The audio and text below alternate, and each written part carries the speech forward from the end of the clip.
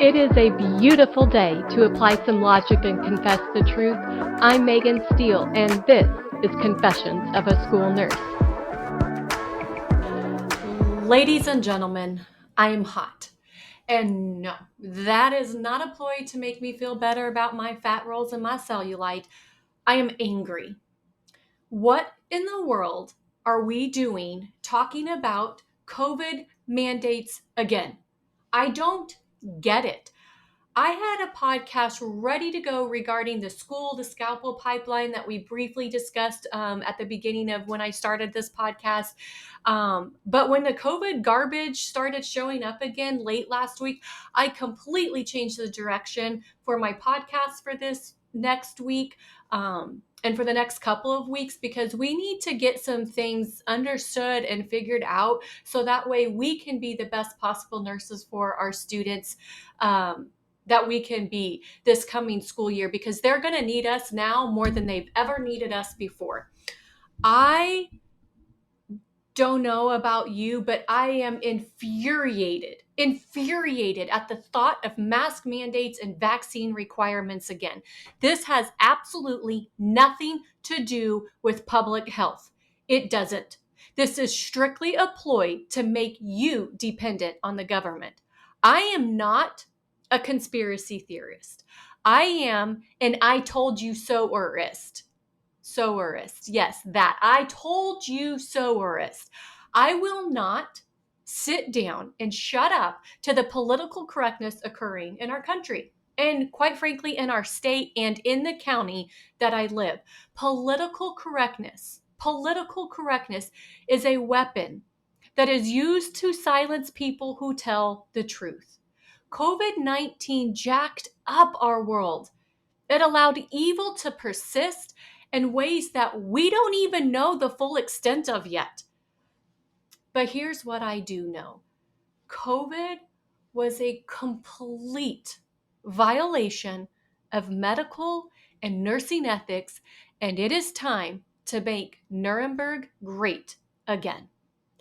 And if you, as a school nurse or a teacher or an administrator, if you force your students to wear masks and roll up their sleeves for another vaccine, shame on you. Shame on you. You are part of the problem, and you need to resign immediately. Being a school nurse is an honor. It is an absolute honor to care for God's children. And if you are going to turn your honesty into malfeasance and your compassion into cruelty, get away from the children. Get away from the children. As a nurse, I know that you know what the ANA Code of Ethics are. And so I just want to remind you of two of the provisions. I'm going to cover more of them in the next couple weeks, but I want to remind you of two of the provisions. Provision 3, which is the nurse promotes, advocates for, and protects the rights, health, and safety of the patient. And then I want to remind you about Provision 4, which is the nurse has authority, accountability, and responsibility for nursing practice, make decisions, and takes action consistent with the obligation to promote health and to provide optimal care. So under each provision, right, there's the little standards under it. So here is standard 3.2, nurses. And you know, teachers and administrators, I know that you guys have your values and your morals that you are taught as teachers and as educators. So I'm sure that while the language doesn't necessarily, like, right, I'm talking more medical, I know that you have this stuff as teachers too. So I want you to look at your code of ethics that you have. And if you don't have one, let's develop one, because you guys need one. You are a well-respected profession for the most part, and you need a code of ethics. But back to the ANA Code of Ethics, 3.2. Stemming from the principle of respect for autonomy, respect for persons, and respect for self-determination, Individuals have the right to choose whether or not to participate in research as a human subject. Participants or legal surrogates must receive sufficient and relevant information to make informed decisions and to understand that they have the right to decline, to participate, or to withdraw at any time without fear of adverse consequences. Okay, so if you don't have this little copy of the ANA Code of Ethics, this book, I highly recommend that you get a copy of it because it's really important. Standard 3.5, protection of patient health and safety by acting on questionable practice. Nurses must be alert to and must take appropriate action in all instances of incompetent, unethical, illegal, or impaired practice or actions that place the rights or best interests of the patient in jeopardy. Okay, 3.6, nurses must protect the patient, the public, and the profession from potential harm when practice appears to be impaired. Okay, I know what you're thinking. I I have a suspicion that you might be thinking impaired, meaning someone is high on drugs or drunk. That's not true. That is a very inside the box look at what impaired means. So if we go to the back of our book here, um, impaired practice, functioning poorly or with diminished competence. Diminished competence. Okay. So it doesn't mean that you're high on drugs or alcohol. So let's pull out our handy dandy note. I'm sorry. I don't know why I just about said handy dandy notebook from Blue's Clues. I meant our handy dandy dictionary here because it's so important to have what the words truly really mean in our language and not what Google shows you. Handy dandy notebook. Maybe I should just really start calling this handy dandy dictionary. Goodness. Okay, sorry for the sidetrack there. That was slightly bit of a squirrel. But I want to read what impair means to you because it's important that you understand that these are people who are practicing unethically. They are practicing unethically by doing all of this COVID garbage. And so impair means to make worse by or as if by diminishing in some material respect. Okay? So it doesn't have anything to do with being drunk or high on drugs. I want to continue on with provision 4. 4.1, nurses bear primary responsibility for the nursing care that their patients and clients receive and are accountable for their own practice. It continues in 4.2, and ladies and gentlemen, this is important for you. To be accountable, nurses follow a code of ethical conduct that includes moral principles such as fidelity, loyalty, veracity, beneficence, and respect for the dignity, worth, and self-determination of patients, as well as adhering to the scope and standards of nursing practices. Nurses in all roles are accountable for decisions made and actions taken in the course of nursing practice. And here's where it's key. Nurses are accountable for their practice even in instances of system or technology failure. We had system failure in COVID. System failure, okay? And you, as a nurse, you are bound by the code of ethics. So you need to use provision 3 and provision 4 at your employers when they try to make you mandate non-medical things, right? This is ridiculous. The masking, all of it. So while we are discussing the protection of patients, I have kept this magazine from the school nurse supply because it absolutely infuriated me. So what I'm holding up here on the screen is the 2022 school nurse supply product catalog. And on the front is a young girl with a beautiful smile and a mask down below her chin. Because, masks work so great down below the chin. Do not apply logic. Seriously. I never, and still don't to this day, I don't have a problem if you want to wear a mask. I have an issue with the government forcing all of us to wear masks. Masks do not work. They don't. There is study after study after study after study that shows they do not work. They didn't work 20 years ago and they don't work now. I'm not going to go into a scientific discussion on this podcast about masks. But if you do want to have a conversation about it, or you want me to come to your school or to your place of work so we can truly talk about the scientific evidence of masking, let me know. Because we have certain masks in the hospital for certain transmission modes of viruses. And I will be glad to talk to you about that.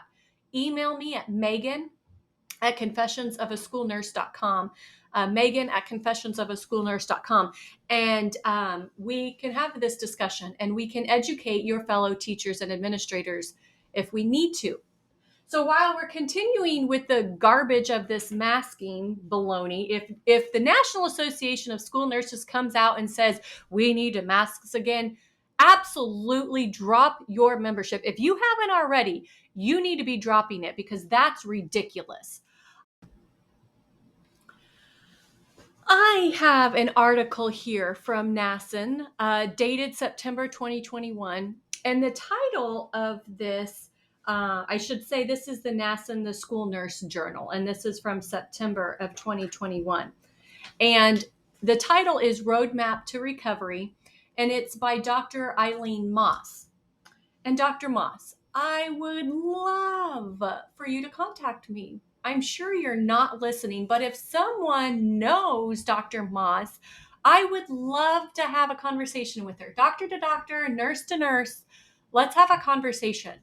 Because you mentioned some stuff in your article that is true, and then you attempt to brainwash nurses with false information. And I just want you to know that what is in your article, my school did nothing, none of this. We had school and our students thrived. So I would love to talk to you and maybe compare some data. But you talk about in this article about the horrific effects of children being home, and that included emotional stress, disruption in learning, physical isolation, disengagement, increased suicide ideation, increased suicidal attempts. And you note that the importance that we've got to get our children back in school. Again, I couldn't agree more with you on that. But here's where I really disagree. You have this checklist of tasks for the fall of 2021. And in here, you talk about my favorite line is lead by example. Get vaccinated and be open about it. Well, I'll lead by example. I will not mask and I am not vaxxed. I will lead by example by allowing parents to choose what is best for their child. Duh, that's applying logic and truth. Allow parents to choose what is best for their child. Not a government, not an expert, not a specialist. Let the parents decide. There is a book called Rise of the Fourth Reich by Steve Deace and Daniel Horowitz. I'm holding it here up in front of the camera. Absolutely a phenomenal book.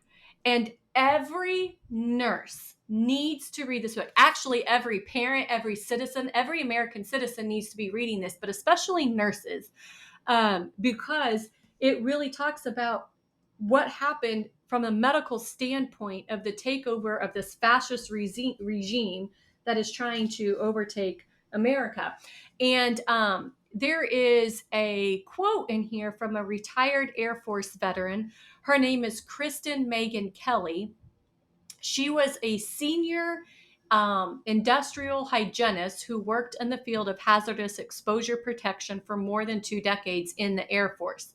Obviously, she dealt with masking and all kinds of dangerous things every single day of her job. So she is very knowledgeable about masking.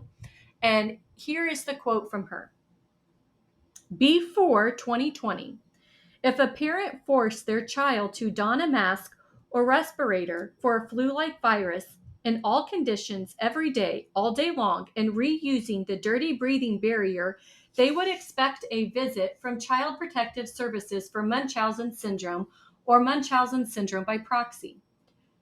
Why would we place masks on millions of children and put them through this form of assault? It's not just the physical harm. We have groomed our children to comply with things they know deep down are unnatural and do not feel right. This can be viewed as a form of grooming the young into a dark place of complying with uncomfortable requests to appease authority. We don't need our children to just shut up and color. My heart breaks as a mother of two to think about what we are doing to our youth. We allow them to be brainwashed and programmed, and it is completely unacceptable. End quote. I happen to think that is extremely powerful. And whatever happened to this my body, my choice type of situation? I mean, you can't just say it for one thing, but not apply it to all things, right? Like it does that. Let's apply logic. My body, my choice, not the government's, not my employer, none of that. Okay. And so while we're on this wonderful conversation of my body, my choice, we need to have a brief discussion on vaccines. I remember thinking years ago that I would never get a PhD because it was going to be too hard and I didn't want to be a researcher. I wanted to be at the bedside with patients because I love being with patients. But what I didn't know then is that one, that God had another idea and plan for me. But actually, I love being a researcher, and that is why I did get a PhD, because it brings a whole new light into the field of nursing and the medical field in general.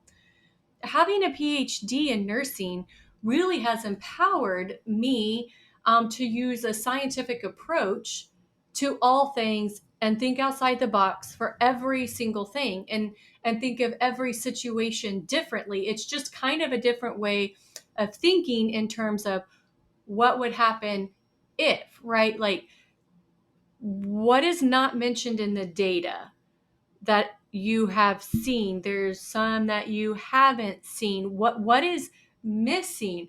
If this variable, if this specific thing was changed, how would that change the outcome? How would that change the patient care? Science is all about pursuing knowledge. And when I was 16 years old and I became a CNA, I worked in our local nursing home and loved every minute of it. So I have been in the medical field for well over 20 years, and I have never, from being a CNA to a medication aide to an RN, and then baccalaureate prepared, master's prepared, and now PhD prepared, I have never seen such horrific abuse of power as I did in 2020 and 2021.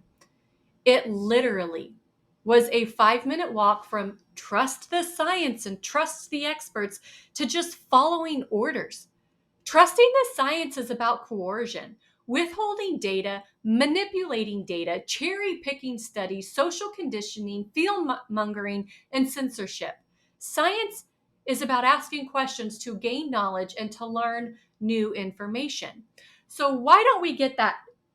I was going to say dictionary, but now I'm going to call it my handy dandy dictionary. So let's get out this handy dandy dictionary and let's take a look of what science actually means, because that is important for you, because you can't just Google it now. It's totally changed.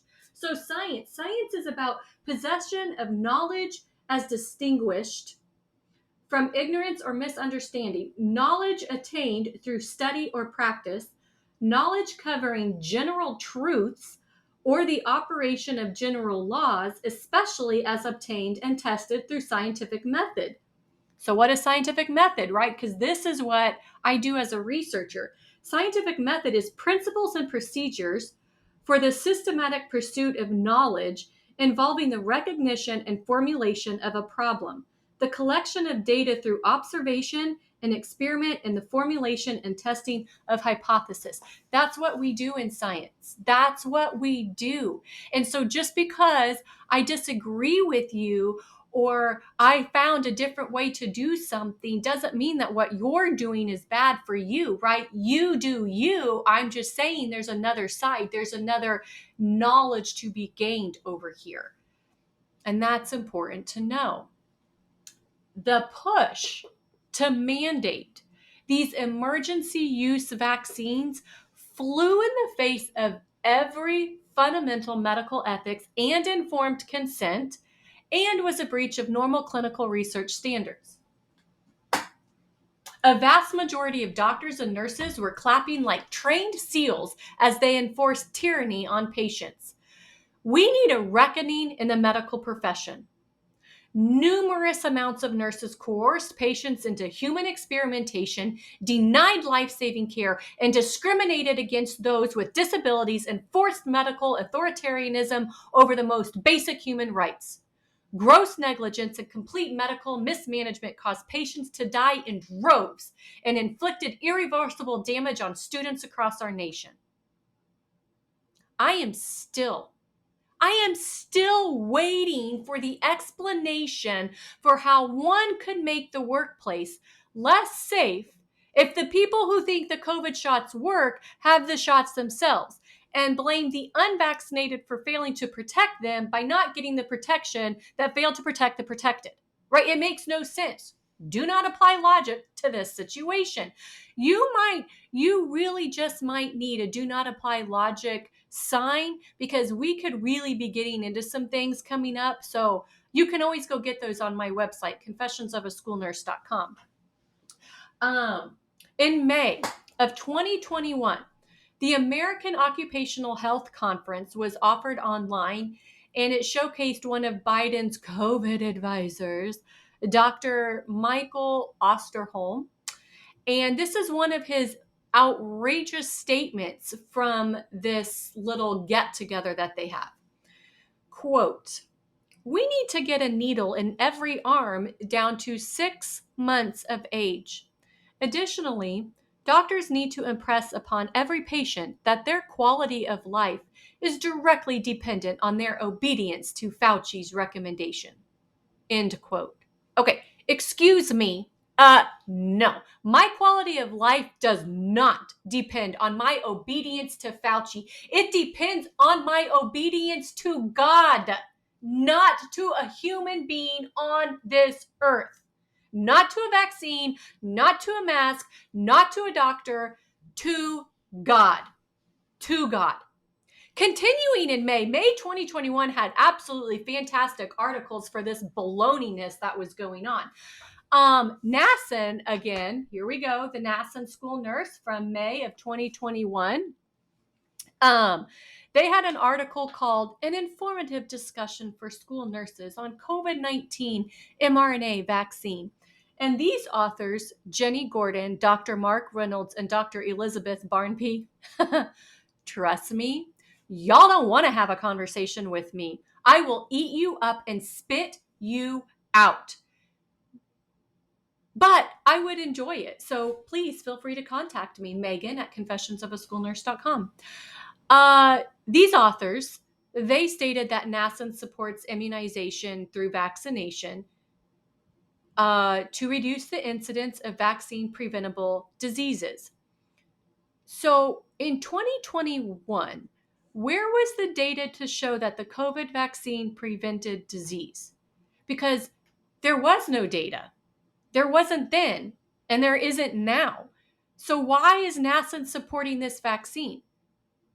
The authors go through this very basic cross-section of a human cell, which honestly should be a slap in the face to any school nurse because that's just breaking biology down to literally a 5th grade level of understanding of biology. But besides through that, they do have a nice little figure for you if you need to remember what a cell membrane is and a Golgi apparatus is. Sometimes it's just the logic. Anyways. What this article failed to mention is truth, number one. But when they're discussing this basic cell biology, they were trying to convince you that mRNA vaccines were a scientific breakthrough. And that's not true. mRNA vaccines had been out, and multiple clinical trials failed in animal studies, like multiple, like there never had been a positive mRNA trial. All of these animals had terrible side effects or they died. And so they never continued to pursue the steps needed to make something go from animal to human research. And so they completely leave that information about it.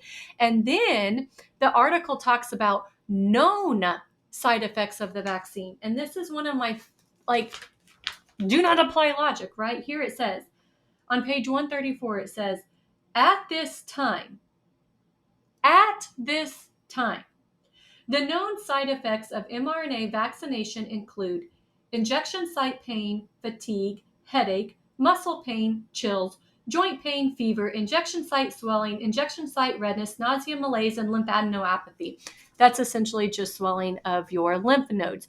Okay, well, let me tell you something. The key words here is at this time. Never ever put anything in your body when the known full side effects aren't known, right? At this time, this vaccine hadn't even been in people's bodies for 2 full years. But let me tell you a little something about documentation 2 years later, right? What are we seeing? Death. We're seeing a massive uptake in the shingles, a massive uptake in Epstein-Barr virus, cytomegalovirus, hepatitis, cancer, death, cardiac issues, death, rare cancers, people in remission of cancer for years and then dying within a few months of the vaccine due to their cancer becoming widespread all over their body, infertility, menstrual cycle dysregulation, lower developmental milestones in children, myocarditis, and death. How many times do I need to say death? People are dying from this vaccine. People are dying. And this article never once mentions any of that because they claim at this time. Well, that's not true because there were mRNA studies that you left out of this article. Also, the thing that irritates me the most about this article is that nurses are practicing unethical when they are coercing people into doing something. And that is exactly what they did on their table 2 on page 135. Resources for school nurses. And they have 4 resources for reducing vaccine hesitancy, aka how to force people to take the vaccine and comply. Shame on you. I can't. And you want to know something else? Here in Kansas, my local health department here in the middle of the United States sent me vaccination hesitancy stuff a few weeks ago. And who in the world do you think you are? Who do you think you are? And here's just a forewarning. If I ever become a county commissioner, you, my friend, will be needing to fire another job. Consider this your warning because I will fire you. I want to go back to this good old handy dandy dictionary here. I know it's funny that I have to use a dictionary. Like we are in 2023, but if you don't understand what a word really means, that's a problem. It is imperative to know the true meaning behind words. Otherwise, words become mandates and laws. Knowing definitions of words is the foundation of freedom.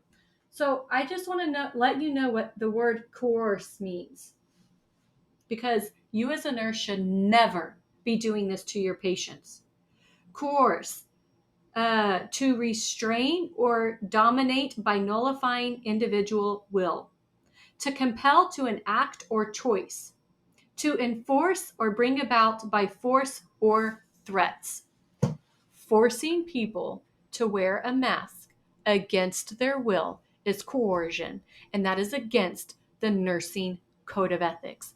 Forcing someone to be vaccinated is coercion, and it is against their will. Therefore, you as a nurse are going against nursing code of ethics. I could keep going on and on and on about this. It would turn into a 100-hour-long podcast. But I have a feeling that I think my anger might be speaking more, and I don't want that. I want you to have the truth and the information needed for you to do your own homework. And I know that there were a lot of good nurses. There was a lot of them. And that not everyone fell down and bowed to the COVID gods. But the reality is a lot of you did. And you are about to be given a second chance. So what are you going to be doing with this second chance? Are you going to bow down, or are you going to be the truth?